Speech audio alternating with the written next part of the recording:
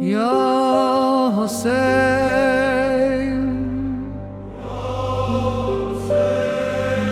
এক গভীর শোকের আবহে নিমজ্জিত ইরান। দেশটির সর্বোচ্চ ধর্মীয় নেতা আয়াতুল্লাহ আলী খামেনির শেষ বিদায়ে তেহরানের ইমাম খামেনি মুসাল্লায় জনসমুদ্রে পরিণত হয়েছে। শোকাহত মানুষেরা কান্নায় ভেঙে পড়ে তাদের প্রিয় নেতাকে শেষ শ্রদ্ধা জানান।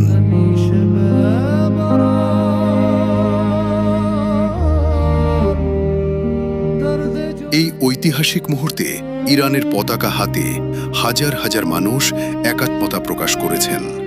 মঞ্চে খামেনির কফিনের পাশাপাশি তার পরিবারের নিহত সদস্যদের কফিন রাখা হয়েছে, যা পুরো পরিবেশকে আরও আবেগঘন করে তুলেছে।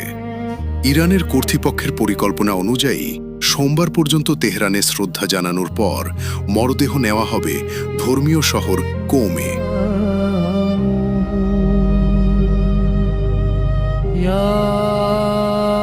সবশেষে ইরাকের নাজাফ ও কারবালার আনুষ্ঠানিকতা শেষে বৃহস্পতিবার মশহাদে ইমাম রেজার মাজার প্রাঙ্গণে তাকে সমাহিত করা হবে।